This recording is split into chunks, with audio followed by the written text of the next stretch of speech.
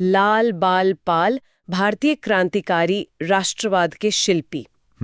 शिल्पी। हाँ, यहाँ जो शब्द है शिल्पी यानी आर्किटेक्ट, इसका जो इस्तेमाल किया गया है वो बहुत गहरा है। मतलब एक शिल्पी वो नहीं होता जो सिर्फ पत्थर उठाकर फेंकता है। सही बात है। एक शिल्पी वो होता है जो एक बेजान पत्थर को अपनी छेनी और हथौड़े से तराश कर एक नया, आक्रामक और स्पष्ट आकार दे देता है। बिल्कुल। ठीक वैसे ही इन तीनों ने उस समय के शांत और ठहरे हुए स्वतंत्रता संग्राम को एक बिल्कुल नया ढांचा दिया था। ये एक बहुत ही सटीक विश्लेषण है। अगर हम इस पन्ने के उपशीर्षक पर नजर डालें तो ब्रैकेट में स्पष्ट लिखा है, भारतीय स्वतंत्रता संग्राम के 3 महान क्रांतिकारी नेताओं का समूह। अब यहीं से नोट्स में बना पहला फ्लोचार्ट शुरू होता है। और देखिए, परीक्षा में चीजों को विजुलाइज करने के लिए ऐसे फ्लोचार्ट बहुत कारगर होते हैं। बहुत मदद करते हैं। तो इस फ्लोचार्ट के बीचों बीच एक बड़ा बॉक्स है जिसमें लाल बाल पाल लिखा है, और इस मुख्य बॉक्स से 3 अलग अलग तीर बाहर की तरफ निकल रहे हैं। आइए इसे एक एक करके डिकोड करते हैं। ठीक है। पहला तीर बाईं ओर जाता है और ये लाल को दर्शाता है, यानी लाला लाजपत राय। फिर बीच से एक तीर सीधे नीचे की ओर आता है जो बाल की ओर इशारा करता है, यानी बाल गंगाधर तिलक। अच्छा।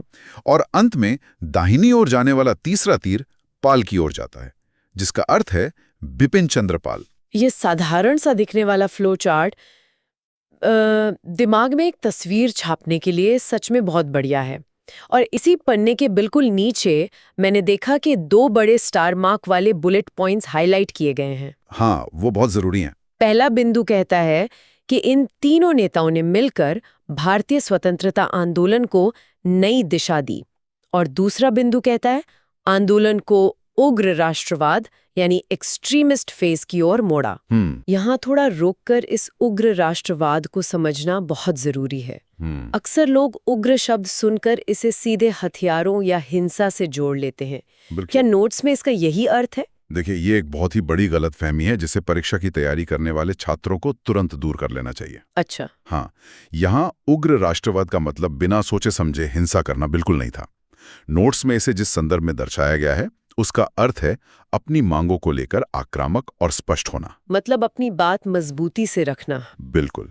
ब्रिटिश सरकार से रियायत की भीख मांगने या केवल प्रार्थना पत्र भेजने के बजाय अपने अधिकारों को दृढ़ता से अपना मानने की मानसिकता रखना, ये भारतीय राजनीति में एक बहुत बड़ा वैचारिक बदलाव था। एक पैराडाइम शिफ्ट था। एकदम। ये बदलाव इस बात पर जोर देता था कि आजादी कोई उपहार नहीं है जिसे अंग्रेज हमें देंगे, बल्कि ये हमारा हक है जिसे हमें हासिल करना है। ये वैचारिक स्पष्टता बहुत जरूरी है। तो इसका मतलब है कि अब उस क्रांति की नींव तैयार हो चुकी है। अब बारी है इन 3 महान शिल्पियों के व्यक्तिगत योगदान को समझने की। हाँ, चलिए आगे बढ़ते हैं। इन नोट्स का अगला हिस्सा पूरी तरह से इस तिकड़ी के पहले नेता पर केंद्रित है। शीर्षक है 1 लाला लाजपत राय, ब्रैकेट में लाल। यहाँ ध्यान खींचने वाली चीज पन्ने के ऊपरी दाएं कोने में बना एक छोटा सा बॉक्स है जिसे पिन किया गया है। बिल्कुल, उस पे लिखा है उपनाम पंजाब केसरी। हाँ, और परीक्षाओं के पुराने प्रश्न पत्रों को उठाने पर यह साफ दिखता है कि पंजाब केसरी के नाम से किसे जाना जाता है। ये सवाल तो अनगिनत बार पूछा गया है। एकदम सही। ये एक ऐसा तथ्य है जो हर छात्र की उंगलियों पर होना चाहिए। केसरी का अर्थ होता है शेर, यानी पंजाब का शेर। ये उपाधि उनकी निडरता को दर्शाती है। अब अगर नोट्स में दी गई जानकारी के क्रम को देखा जाए तो सबसे पहले उनके जन्म का विवरण है 28 जनवरी 1865 और स्थान है पंजाब। इसके ठीक नीचे प्रमुख कार्य का एक बुलेटेड सेक्शन है। मैंने देखा। इसमें 2 मुख्य कार्यों को बहुत ही स्पष्ट रूप से लिखा गया है। पहला कार्य है ब्रिटिश शासन के खिलाफ जन जागरण करना। ये जो जन जागरण है यानी पब्लिक अवेकनिंग, सुनने में तो बहुत आसान लगता है, लेकिन जमीनी स्तर पर यह काम कैसे किया गया होगा? मतलब पंजाब जैसे क्षेत्र में जहां अंग्रेजों की सेना का बहुत प्रभाव था, वहां सोई हुई जनता को जगाना कोई छोटी बात तो नहीं थी। सही कहा आपने। जन जागरण का मतलब सिर्फ मंच से भाषण देना नहीं था। इसका मतलब था गांव-गांव जाकर किसानों, युवाओं और आम नागरिकों को यह समझाना कि ब्रिटिश नीतियां किस तरह से उनका शोषण कर रही हैं। और इसी जन आंदोलन का जो सबसे चरम रूप था वो नोट्स के दूसरे बुलेट पॉइंट में दर्ज है। वो साइमन कमीशन वाला पॉइंट। बिल्कुल। साइमन कमीशन के विरोध में अग्रणी भूमिका निभाना, ये एक ऐसा बिंदु है जो सीधे इतिहास की एक बहुत बड़ी घटना से जुड़ता है। और शायद इसीलिए नोट्स बनाने वाले ने एक बहुत ही स्मार्ट काम किया है। इस बिंदु के ठीक नीचे एक अलग से डैश्ड बॉक्स बनाया गया है जिसका शीर्षक है प्रसिद्ध घटना 1928। हाँ, परीक्षा की दृष्टि से यह बॉक्स एक हॉटस्पॉट है। एकदम। इसमें स्पष्ट किया गया है कि 1928 में साइमन कमीशन के विरोध के दौरान वास्तव में क्या हुआ था। उस समय एक शांतिपूर्ण विरोध प्रदर्शन चल रहा था, लेकिन ब्रिटिश पुलिस ने बर्बरता से लाठीचार्ज कर दिया और इस लाठीचार्ज में लाला लाजपत राय गंभीर रूप से घायल हो गए और उसी चोट के परिणाम स्वरूप कुछ समय बाद उनकी मृत्यु हो गई। यह इतिहास की एक ऐसी घटना है जिसने पूरे देश की दिशा ही बदल दी। और इसी डैश्ड बॉक्स के ठीक नीचे एक बड़े से घेरे के अंदर उनका एक प्रसिद्ध कथन, एक कोट लिखा हुआ है। हाँ, मैंने पढ़ा। ये कथन आज भी परीक्षाओं में सीधा सीधा पूछा जाता है कि ये शब्द किसने कहे थे। कथन है, मेरे शरीर पर पड़ी हर लाठी ब्रिटिश शासन के ताबूत की कील बनेगी। बहुत ही शक्तिशाली शब्द है। बिल्कुल, इसे केवल एक भावुक वाक्य की तरह नहीं देखना चाहिए। ताबूत की कील बनने का मतलब है कि इस घटना ने ब्रिटिश साम्राज्य के अंत की शुरुआत कर दी है। इसके बाद पूरे देश के युवाओं में जो गुस्सा भड़का, उसी ने भगत सिंह जैसे क्रांतिकारियों को जन्म दिया।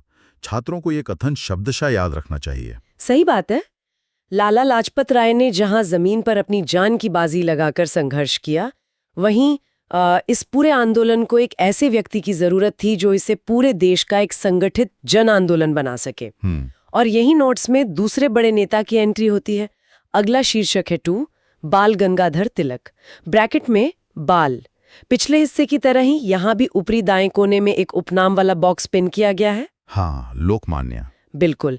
लोकमान्य का अर्थ है जिसे लोगों ने यानी जनता ने मान लिया हो, अपना सर्वमान्य नेता स्वीकार कर लिया हो। ये कोई सरकारी उपाधि नहीं थी, ये जनता का दिया हुआ प्यार था। और ये उपाधि उनके काम का सीधा और स्वाभाविक परिणाम थी। देखिए, नोट्स में उनका जन्म 23 जुलाई 1856 महाराष्ट्र बताया गया है, लेकिन जो चीज़ उन्हें सही मायनों में लोकमान्य बनाती है वो उनके प्रमुख योगदान वाले सेक्शन में साफ साफ बुलेट पॉइंट्स में लिखी है। अच्छा, वो जन आंदोलन वाला पॉइंट। हाँ, पहला बुलेट पॉइंट कहता है, स्वतंत्रता आंदोलन को जन आंदोलन यानी मास मूवमेंट बनाया। तिलक से पहले अगर हम राजनीति या कांग्रेस की शुरुआती अधिवेशनों को देखें तो वे केवल पढ़े लिखे अमीर वर्गों या वकीलों तक ही सीमित थे, एक एलीट क्लास तक। बिल्कुल। तिलक ने इस बंद कमरे की राजनीति को बाहर निकाला और इसे आम आदमी, किसानों और मजदूरों तक पहुंचाया। और इसी जन आंदोलन की आत्मा बनकर उभरा उनका दिया हुआ वो नारा जो नोट्स में प्रमुखता से लिखा है और जिसे आज भी भारत का बच्चा बच्चा जानता है, स्वराज मेरा जन्मसिद्ध अधिकार है और मैं इसे लेकर रहूंगा। बहुत ही ऐतिहासिक नारा। इस एक नारे ने पूरे स्वतंत्रता संग्राम की मनोवैज्ञानिक दिशा ही बदल कर रख दी। इसने ये साबित कर दिया कि आजादी कोई प्रशासनिक सुविधा नहीं है, ये जन्म से मिला हुआ प्राकृतिक अधिकार है। एकदम सही। लेकिन महज नारे देने से कोई आंदोलन खड़ा नहीं होता। हाँ, जमीनी काम भी तो चाहिए। बिल्कुल, उसे जमीन पर उतारने के लिए एक बहुत ही चतुर रणनीति की जरूरत होती है। नोट्स में आगे एक सामाजिक कार्य का सेक्शन है जहां एक छोटा सा तीर एक बहुत ही अभिनव रणनीति की ओर इशारा कर रहा है। अच्छा, क्या लिखा है वहाँ? लिखा है कि इन्होंने गणेश उत्सव और शिवाजी उत्सव को सार्वजनिक रूप से मनाना शुरू किया। अरे वाह! ये कोई सामान्य धार्मिक कार्य नहीं था, ये एक बहुत ही सोची समझी रणनीतिक चाल थी। उस समय ब्रिटिश सरकार ने राजनीतिक रैलियां और सभाओं पर कड़ा प्रतिबंध लगा रखा था। मतलब वो सीधे तौर पर भीड़ इकट्ठा नहीं कर सकते थे। एग्जैक्टली। लेकिन वे धार्मिक या सांस्कृतिक उत्सवों को इतनी आसानी से नहीं रोक सकते थे। तिलक ने इन उत्सवों का इस्तेमाल लोगों को भारी संख्या में इकट्ठा करने और उनके बीच राष्ट्रवाद और देशभक्ति की भावना भरने के लिए किया। ये सच में एक रणनीतिक मास्टर स्ट्रोक था। ब्रिटिश कानूनों का पालन करते हुए ही ब्रिटिश सत्ता की जड़ें खोदना। बिल्कुल। इसी पन्ने पर आगे आंदोलन के आगे तीर लगाकर लिखा है, स्वदेशी आंदोलन में महत्वपूर्ण भूमिका। लेकिन इस पूरे हिस्से में जो चीज सबसे ज्यादा ध्यान खींचती है वो सबसे नीचे बना हुआ एक बड़ा सा लाल घेरा है। हाँ, वो रेड सर्कल। परीक्षा के लिहाज से ये लाल घेरा एक अलार्म की तरह बज रहा है। और इस लाल घेरे को नजरअंदाज करने की गलती कोई भी छात्र नहीं कर सकता। इसमें बहुत ही स्पष्ट शब्दों में लिखा है, नोट, तिलक को भारत में उग्र राष्ट्रवाद यानी फादर ऑफ एक्सट्रीमिस्ट नेशनलिज्म माना जाता है।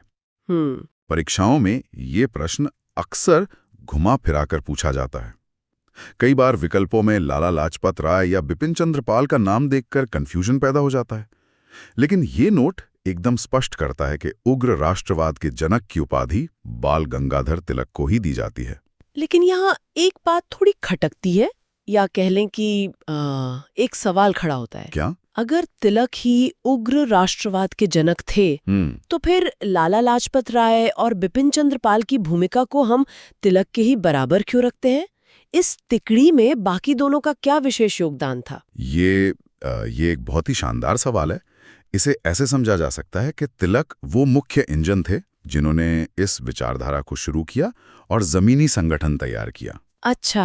लेकिन एक पूरे देश में इस आग को फैलाने के लिए अलग अलग क्षेत्रों में मजबूत स्तंभों की जरूरत थी।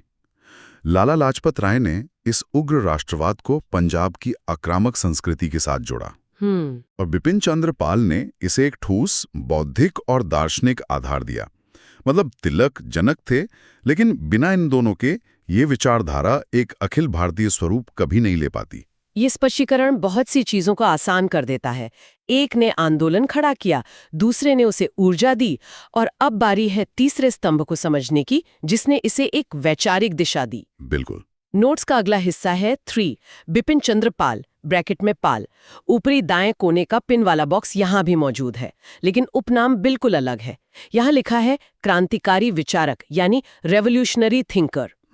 थिंकर। तो यहाँ ये सवाल उठना लाजमी है कि जब सड़कों पर संघर्ष हो रहा था, लाठियां खाई जा रही थीं, तो इस तिकड़ी में एक विचारक होने का क्या महत्व था? देखिए, इतिहास गवाह है कि कोई भी बड़ा आंदोलन, खासकर जो दशकों तक चलने वाला हो, वो सिर्फ गुस्से या नारों के दम पर जिंदा नहीं रह सकता। हाँ, बात तो सही है। उसे एक मजबूत बौद्धिक आधार, एक वैचारिक नींव की जरूरत होती है।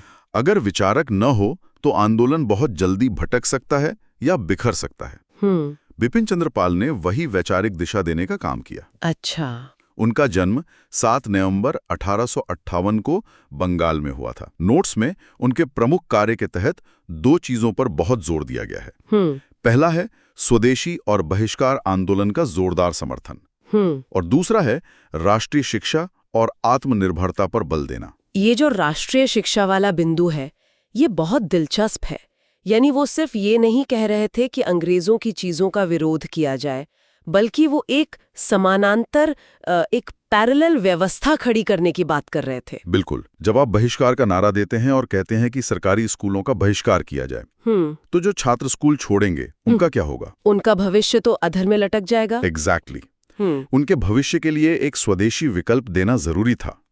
इसलिए बिपिन चंद्र पाल ने राष्ट्रीय शिक्षा की बात की। ये उनका विजन था। पर अगर नोट्स के अंतिम हिस्से को देखा जाए तो वहां स्पष्ट किया गया है कि उन्होंने ये काम कैसे किया। पहला बुलेट कहता है, पत्रकारिता के माध्यम से लोगों में जागरूकता फैलाई। जर्नलिज्म। हाँ, उस दौर में अखबार महज खबरें नहीं छापते थे, वे वैचारिक हथियार थे। बिपिन चंद्र पाल ने अपने लेखों में डेटा और तर्कों के जरिए समझाया कि ब्रिटिश नीतियां भारत को आर्थिक रूप से कैसे खोखला कर रही हैं। और दूसरा बुलेट है, ब्रिटिश वस्तुओं के बहिष्कार को बढ़ावा दिया। वो असल मायनों में कलम के सिपाही थे। ये तिकड़ी एक बहुत ही शानदार संतुलन का उदाहरण है। एक तरफ पंजाब से लाला लाजपत राय की गर्जना, मराठा से तिलक का जमीनी संगठन, और बंगाल से बिपिन चंद्र पाल की पैनी वैचारिक धार। बिल्कुल। अब आते हैं नोट्स के उस पन्ने पर जो शायद इस पूरे डीप डाइव का सबसे तकनीकी और विश्लेषणात्मक हिस्सा है। हाँ, लाल बाल पाल की विशेषताएं। पॉइंट्स दिए गए हैं। पहला कहता है कि ये नेता उग्र राष्ट्रवादी थे, और दूसरा, इन्होंने नरमपंथी नेताओं से अलग राह अपनाई, जिसे हमने शुरुआत में स्कूल और प्रिंसिपल वाले उदाहरण से समझा था कि इनका तरीका अनुनय विनय का नहीं, बल्कि सीधे तौर पर अपने हक के लिए लड़ने का था। एकदम सही। और इसी वैचारिक अंतर को, इसी नई कार्य प्रणाली को नोट्स के बीच में बने एक बहुत ही शानदार 3 स्टेप ब्लॉक डायग्राम से समझाया गया है। हाँ, वो जो फ्लो चार्ट बना है। हाँ, इस डायग्राम का शीर्षक है मुख्य विचार, यानी कोर आइडियोलॉजी। परीक्षा की तैयारी करने वाले छात्रों के लिए ये डायग्राम बहुत ही महत्वपूर्ण है। ये 3 अलग अलग बक्सों में बटा है जो तीरों के जरिए एक दूसरे से जुड़े हुए हैं। अच्छा, इसे कैसे पढ़ेंगे? इसे एक तार्किक क्रम में समझना बहुत जरूरी है। डायग्राम का पहला स्टेप या पहला बॉक्स है स्वराज, ब्रैकेट में आत्मशासन या सेल्फ रूल।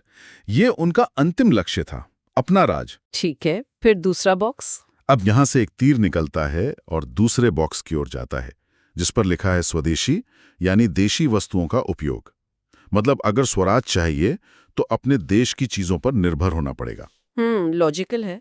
और फिर यहां से एक और तीर निकलता है जो तीसरे और अंतिम बॉक्स तक जाता है, बहिष्कार, यानी विदेशी वस्तुओं का विरोध या बॉयकॉट। यहाँ अक्सर एक बहुत बड़ा कंफ्यूजन होता है छात्रों के बीच। स्वदेशी और बहिष्कार सुनने में तो एक ही सिक्के के दो पहलू लगते हैं। क्या नोट्स में ये स्पष्ट किया गया है कि इन दोनों में तकनीकी अंतर क्या है और इन्हें अलग अलग बॉक्स में क्यों रखा गया है? ये बहुत ही बारीक और महत्वपूर्ण सवाल है। परीक्षा में अक्सर छात्र इन दोनों को एक ही मान लेते हैं। हाँ, ऐसा ही होता है। देखिए, तकनीकी अंतर ये है कि स्वदेशी एक सकारात्मक कदम है, यानी पॉजिटिव अप्रोच है, अपने देश में बनी चीजों को अपनाना, अपने उद्योगों को बढ़ावा देना। जबकि बहिष्कार एक नकारात्मक या आक्रामक कदम है, यानी नेगेटिव अप्रोच है। मतलब विदेशी चीजों को जलाना, उनका इस्तेमाल बंद करना। एग्जैक्टली ये एक अटूट क्रम है। अगर आप स्वदेशी अपनाएंगे तो स्वाभाविक रूप से आपको विदेशी वस्तुओं का बहिष्कार करना ही पड़ेगा। ये एक अचूक फॉर्मूला था जिसने ब्रिटिश अर्थव्यवस्था की कमर तोड़ के रख दी थी। छात्रों को इस क्रम को बिल्कुल इसी तरह याद रखना चाहिए। स्वराज, फिर स्वदेशी, फिर बहिष्कार। ये तकनीकी अंतर स्पष्ट होना बहुत जरूरी था। अब हम आ गए हैं अपने नोट्स के अंतिम हिस्से पर। ये पन्ना एक निष्कर्ष की तरह है। इसका शीर्षक है महत्व, यानी इम्पोर्टेंस इन फ्रीडम स्ट्रगल। पन्ने के बाईं ओर एक बहुत बड़ा तीर बना है जो सीधे ऊपर की तरफ जा रहा है, और इस बड़े तीर के साथ दाईं ओर 4 सीढ़ियां या कदम दिए गए हैं जो एक एक करके ऊपर चढ़ रहे हैं। हाँ, ये विजुअल दर्शा रहा है कि कैसे इन तीनों ने मिलकर भारतीय स्वतंत्रता संग्राम को नई ऊंचाइयों पर पहुंचा दिया। ये ऊपर की ओर बढ़ता हुआ क्रम बहुत ही प्रेरणादायक है। आइए इन चारों कदमों को एक एक करके डिकोड करते हैं। ठीक है। पहला कदम कहता है, भारतीय स्वतंत्रता आंदोलन को नई ऊर्जा दी। इसे ऐतिहासिक संदर्भ में समझना होगा। 1857 की क्रांति के बाद स्वतंत्रता संग्राम में एक लंबा ठहराव आ गया था। नरमपंथी नेताओं के काम करने का तरीका बहुत धीमा था। हाँ, वो पिटीशन वाला तरीका। हाँ, बिल्कुल। लाल बालपाल ने उस ठहराव को तोड़ा और एक नई आक्रामकता का संचार किया। और फिर यहाँ से एक छोटा तीर ऊपर की ओर जाता है। दूसरे कदम पर जनता को सीधे आंदोलन से जोड़ा, यानी मास पार्टिसिपेशन।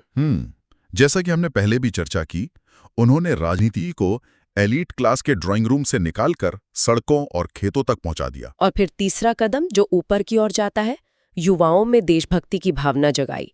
और मैंने देखा कि इस पॉइंट के बगल में एक छोटा सा तिरंगा झंडा भी बना हुआ है। हाँ, ये बहुत महत्वपूर्ण है, क्योंकि कोई भी क्रांति बिना युवाओं के खून के सफल नहीं हो सकती। बिल्कुल। और यही बात हमें ले जाती है चौथे और अंतिम कदम पर, जिसके बगल में एक उड़ते हुए रॉकेट का आइकॉन बना है। Rocket icon. हाँ, ये कदम कहता है आगे चलकर क्रांतिकारी आंदोलन की नींव रखी। ये रॉकेट आइकॉन बहुत कुछ कहता है।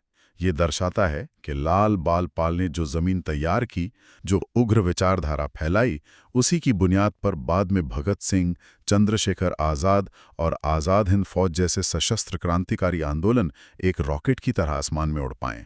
मतलब वो इन्हीं नेताओं की कहानियां सुनकर बड़े हुए थे। एकदम सही। वे